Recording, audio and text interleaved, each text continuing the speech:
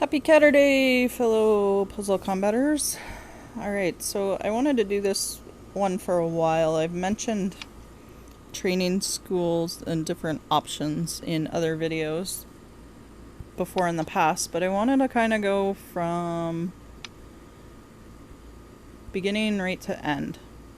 So, as you can see, I didn't bother researching these two, advanced yellow and advanced purple. I could, but I never used them. And I can show what it needs with the other three that I did research.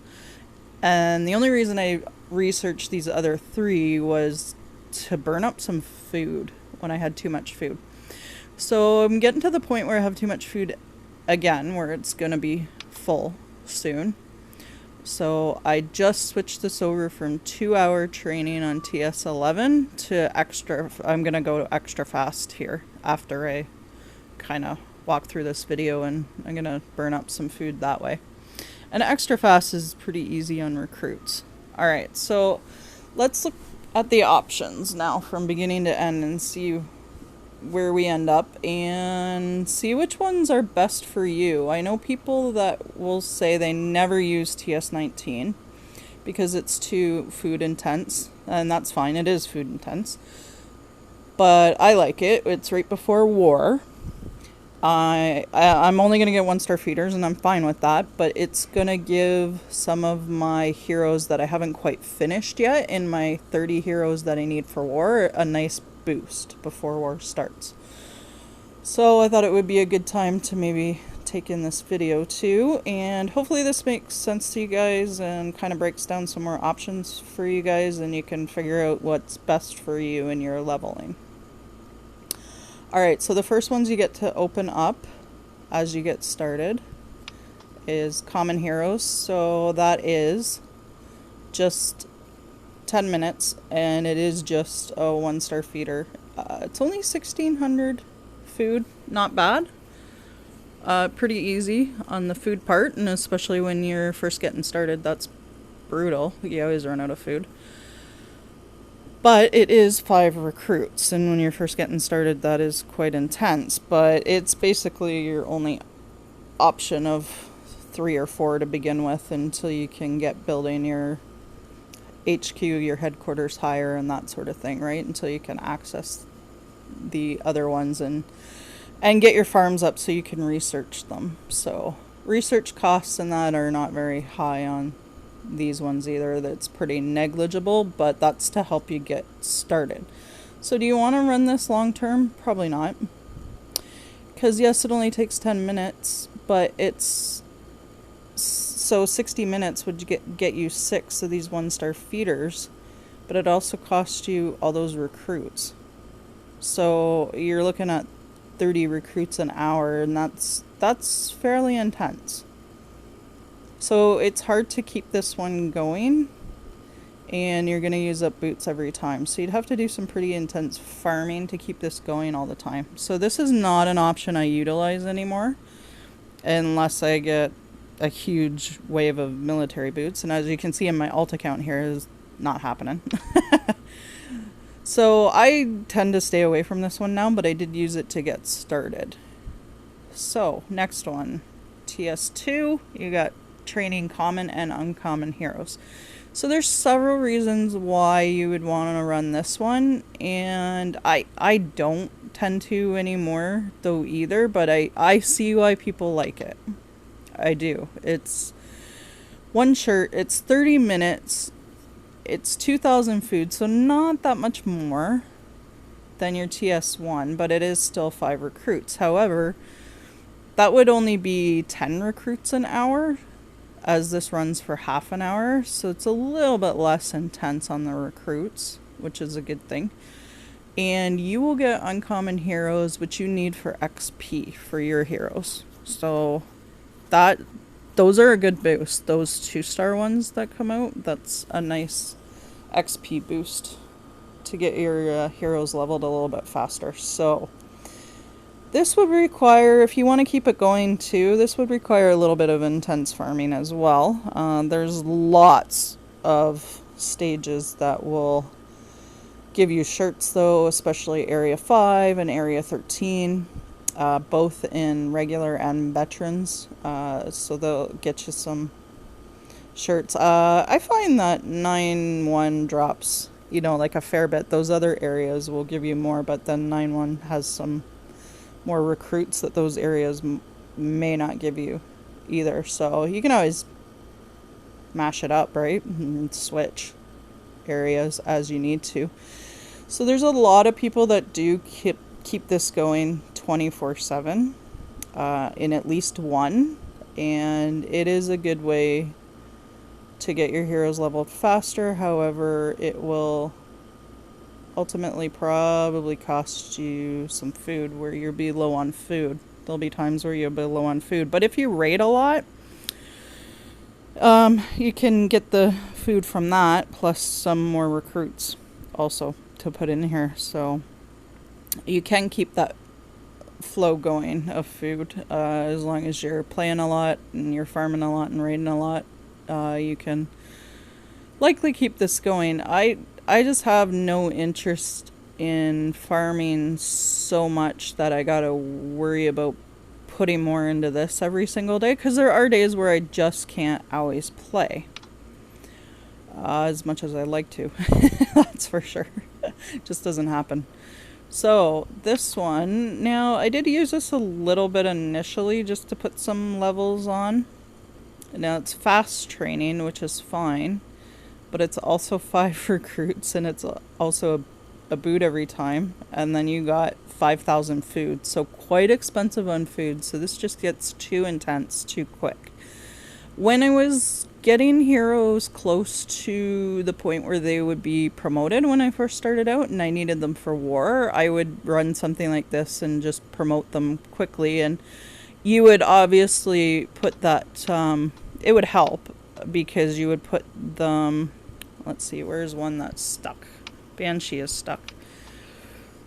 But you can see you would put more attack on them, more defense, and a bit more health if I could at least get them to promotion if I had all the mats for them. So I would use that close to war and just make my heroes a little bit stronger before going into war. That was pretty much the only thing that I've ever used that training school for, honestly, because it's just not kosher for what we need, generally speaking. It's really not. It's way too intense on resources at the end of the day. So I think most people stay away from this one, which is probably a good thing.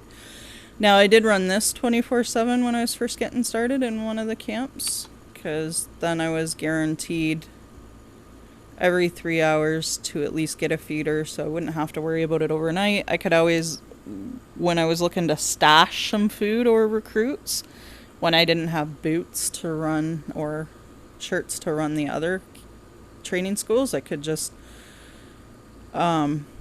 stash it all in here and then pull it out when I needed it, which was really cool, which is a really cool option to get you started. And it's pretty low on food. For recruits, not too bad. TS11's way better, but when you're first starting out, it takes a while to get up to that TS11 point, right? So this is a good substitute until you get to that point. And it is really good to be able to just bulk up your food and your recruits when you have extra by just dumping them into a training school like this. And then whenever I needed to power up before war or whatever, I would just pull out whatever common and uncommon heroes there were. And that's another bonus too, to have the uncommon, because again, you've got the 2 stars, which will give your heroes that extra bit of XP. So not a bad option when you get started. Of course, as soon as I had a TS11 opened up, I switched it all over, pulled it all out of here, switched it over to the TS11, and then continued leveling this one, which was stuck at 4, which was fine, which was stuck at TS4 until I didn't need it anymore, and then I could level this training school up higher. So that's kind of how I went at first. So I never bothered researching these ones until I started getting a heck of a lot of food. So this is 5 to 9. TS 5 to 9 covers all the different colors. Now, it's not worth researching some of them until, like I say, you've got that sort of plethora of food happening and your farm's really producing. Then I started researching these, and then I started using them on a regular basis. I do believe one of them's running. This one's probably running red. Yeah. So, and I've got that one stopped on 11 right now. I've got 2 at TS 20, 1 at 18, and 1 at 11. I will get these, all 4 of them, up to 20, but this is the only buildings that I have left, is just my training schools. But I feel that I'm better off running them right now to try and get some of my heroes done that are still in my 30 that I need for war. So as you can see, I'm working on a bunch. Second Talia, second Paladin, which he's going to be stuck soon because I'm not giving him a second one promo mats. He's going to be stuck at 60 pretty soon, which is fine. He can stay there. He's only giving me some depth for war. But these other ones, like Aiko, really would like to get her done. Really would like to get Coyote, Bridget, Thrasher done. Throttle. So Talia is the second one. I would like Ryoko done too. And Sarah's a second one. But regardless, I need the depth for war, right? And the different options. So I figure that I'm going to keep on running these until I've at least got 30 completed totally, and then I will start getting these up to 20. These 2 up to 20. So for now, I like it the way it is and getting my heroes done. Alright, so these guys, let's check these out. I really like this option for a lot of different reasons. Now, yes, it is going to consume 1 boot, 1 shirt. It is an hour, so it's not as recruit intense. It only takes 5 for that hour. And then I'll get 24. I just keep dumping them in, so I know in a 24-hour period, I'm going to get 24 uncommon heroes. Or there are some 1 stars in there. But I tend to find that it does give you a decent amount of the 2 stars, which is cool. So mine are going to level up higher anyway. So I can focus on 1 color. And I'd really like to get Thrasher done. I do have the promo mats for him. So that is why I'm running red. And I can promote him as soon as I do get him to 80. Which I think he's on 78. So he's pretty darn close. Probably be able to promote him for war, which would be great before I use my war hits up, and that'll work out perfect. Now, it's food intense at 8,500, as you can see, which is fine. I don't mind that because I'm generally speaking pretty full on food a lot of the time anymore, which is fine. It gives me the option to be able to run this. So I just got to worry about getting not so much recruits in, but just making sure that I hit up the spots that give you the boots and the military uniforms here. So as you can see, Area 513. And then this one is Area 4.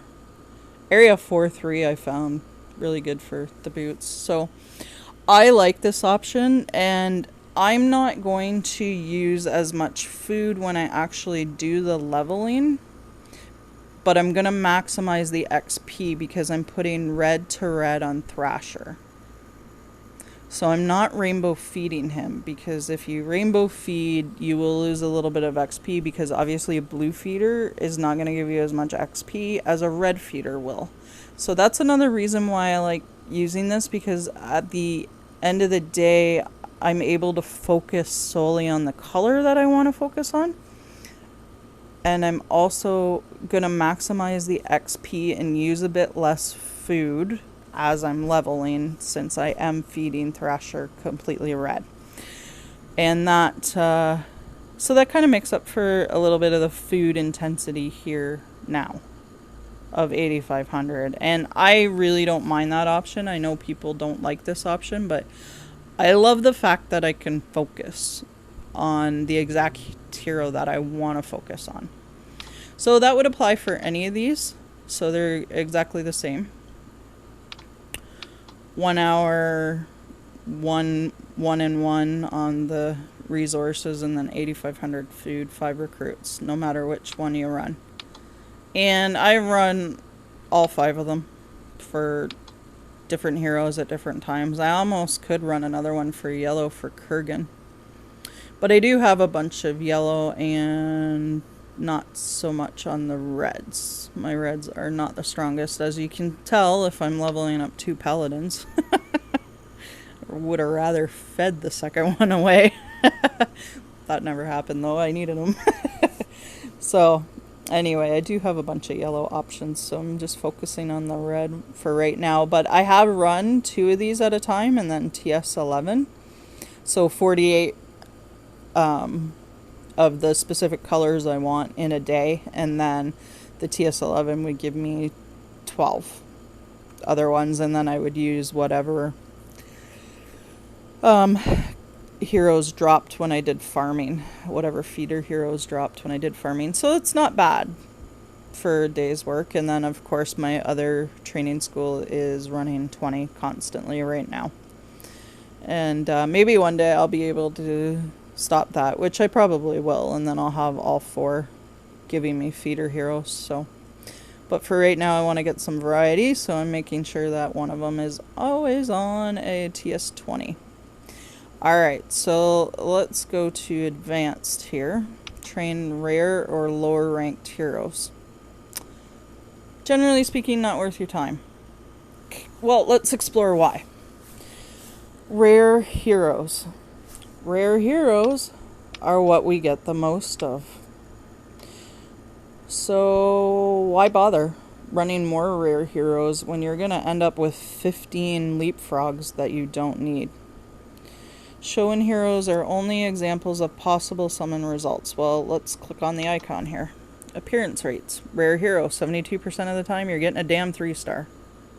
So why run only rare heroes and uncommon and common feeders in your training school? Why bother when it's that much money to do it? Not money, but resources to do it. Why? That's crazy. Look at the amount that it costs. 105k in food? Just to get out another Dougal that I don't need? Meh. And then it's going to jam it up for an entire day. So in a 24-hour period, you're going to, end up with 1 maybe valuable Victoria? Like, I mean, there's obviously other 3-stars that do well, but why would you just run this? Like, I've never got this training camp personally. It doesn't make sense to me. Now, it's only 1-star materials, which you've possibly accumulated a lot of, like I have here. But it's also 25 recruits. No thanks. I'd rather put that into shirt training or TS11 training or the 5 to 9 color specific training.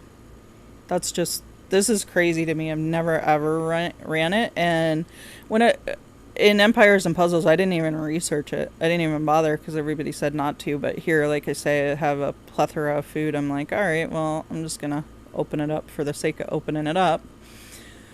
And yeah, not worth it. I don't know. Maybe it is to some of you guys, but I mean, you'll get a little bit of an extra XP boost from feeding away 3-star heroes, but it is not worth the cost of that. That's a crazy cost to me. So it's never made sense. Alright, here's one that I always keep at least 1 going 24/7, possibly 2, depending. So it's only a 2-hour window to get a feeder, which is cool. It's going to be common and uncommon, which is good as well, and it's cheap. So 1,000 food, 2 recruits, you're laughing. One of these can just go 24/7. You can keep on dumping food and recruits in here to save them for when you get your TS20 opened up, which is what I did with this account. And that's a good option as well, or to switch it over to do something else later, but just keep banking your food and your recruits into this training school. It's a good option. It's a very good option. And you can always just let it go. If you don't have anybody specific that you're leveling, just save them in there, and then over a few days you'll have a whole bunch, and you'll get somebody to their promotion, or you'll get that last promotion item, and then boom, you'll all of a sudden be able to put a bunch of feeders into them too after you finally got that last promo mat you needed. So I really like this option personally myself. It's awesome. So now, guaranteed rare. This is crazy too. Okay, again, so this is like this one will give you rare or lower ranked heroes. This will give you only rare, but look at the cost now. 164k and 45 just to be guaranteed a 3-star hero that you're going to get 72% of the time from the summon gates anyway. No matter what summon it is, events are on or anything, doesn't matter. You're going to end up with so many 3-stars. So I think this one's a waste as well. And you're wasting 48 hours, not just 24. Like this one. You're tying up your training school for 2 days, and it's 164k, and it's 45 recruits. Like, these two options are just ludicrous to me, and they're so expensive. I would avoid them personally if it was me. Alright, so elite training. Here's where you can, this is TS13, here's where you can open it up and possibly get some 4-stars initially for free. You can make them yourself. So when I got one of my camps to this TS13, I did switch some of the TS11 that I had bulked up. I just pulled it out of there and put it into elite training, which was great. And it worked well for me. Yes, you're tying it up for 2 days, and that is kind of harsh when you need feeders for your other heroes. But if you're getting some of them close and you've got some good leveled 3-stars, then you're at least got some decent teams to search out for war, and then you can kind of concentrate on getting 4-stars and higher, which this is a good option for you. Yes, it's 70 recruits, 265k in food, but by the time you get to this one, your farms will probably be leveled as well, and you'll likely have maybe not as big a plethora of food as I got now, where I'm almost full all the time, but you'll probably have it half full or more, so you can kind of spare the food. So this is a good option. And I got Talia. I finally got some reds because I was dying for some 4-star reds or higher. And this is how I did it with elite training. I got Talia there, I got Paladin, and it was pretty cool. I was very, very happy to see Talia. So good option. Advanced.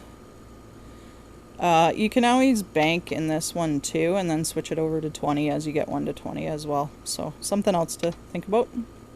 Now all these advanced ones, again, not worth it to me, because you're training red heroes of rare or lower rank. Again, you're just getting 3-stars and you're paying this much for it. 105k and 25 recruits, and you're tying up for an entire day.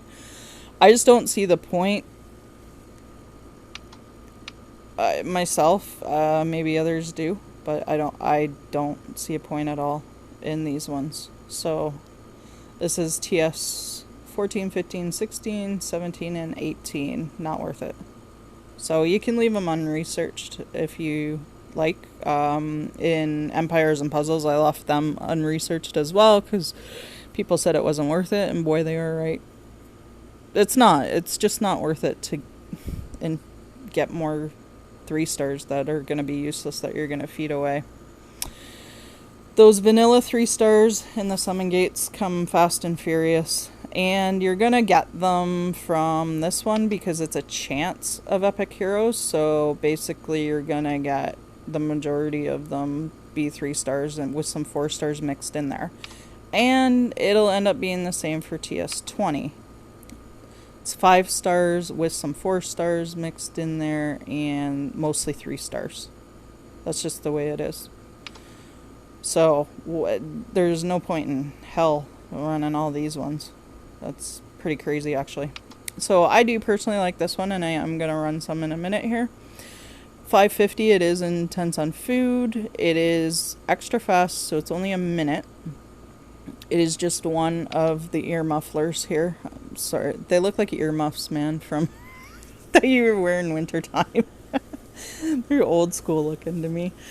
So only 2 recruits though, which is awesome. And this will help me chew up some food and, like I say, give my heroes a boost before war. So I really like this option myself. There's some people that only run this option and just keep farming for earmuffs. And yeah, that's crazy to me, because you are going to drain yourself of food eventually doing that. And you do need those uncommon heroes from the other training schools. You do need 2-star heroes, because you want that XP in the end, because it's quite the boost. It's like over 400 more. It might even be more than that of a boost between a common and an uncommon. So yeah, you need that XP boost to get your heroes done. All right, now we're on the legendary. All right, so you will get some 5 stars out of this. Now it's only 1 ration pack, which is cool. It's intense. I don't find it that intense on food at 297k really. I like now I come across that all the time, so it's not any big deal. It's 100 recruits. You farm enough, those recruits will come, and like I say, if you do some raids, then you're gonna be getting some bonus recruits from that as well. So it usually, by the time you get to this point, it usually isn't too much burden on you to fill up the legendary. So, and now some people's, oh my gosh, there's some in this alliance that have gotten almost back-to-back 5 stars. It's crazy. So, and then there's others where they've been running it for a couple months and maybe have only gotten 1. It is random as fuck. It really is. It's so random that it gives some people more 5 stars, and then it gives others, it's like painfully long to wait on a 5 star. Like I've heard the stat, I don't know how true it is, but I've heard the stat that it, generally speaking, is about 1 in 30, which would, so ideally you should get 1 5 star every 2 months. There's a couple in this alliance, though, that they're getting them on a more regular basis than that. So they may hit a skid where they don't get any for quite a while, because it is just random as all get out. It really is. And then there might be somebody that hits back-to-back 5 stars. I've hit back-to-back 5 stars, or it'll be a 5 star, 3 star, then a 5 star. So it's just so random, but honestly, you will get them. You will get some of the 4 stars that you're missing as well, which is cool. And it might be somebody that you really need, like Talia, who's a fast buff dispeller. She's a good one. So it is worth running it and just leaving it and letting it go. But you got to keep that in mind, that it is just so crazy ass random as to what you will actually get. And I've ended up with 3 sure shots now in my main account. Like, I'm never gonna ever level up the extra 2 that I have, but I will hang on to it for a future Hero Academy and trade those ones in for something else. So alright guys, so hopefully that makes a little bit of sense as to what the options are and which ones you kind of want to seek out and run for yourself and see which ones work best for you. There's ones that I would just flat out avoid, but if you could always try them, and if you're interested in running them, then by all means run them. But yeah, some of these just aren't worth it. These advanced color trainings definitely are not, and a couple others that really are not. So there's your options, guys. Hopefully that helps you and you'll get leveled up quicker and come compete with us in the top teams. That would be nice. It is so nice to see the community expanding, and I really appreciate the comments and the feedbacks that I get on the videos. That's awesome. I'm glad they are helping people out, and I will keep doing them. And yeah, anytime you got any questions or anything, let me know. Just leave a comment. Thanks, guys. Have a good day.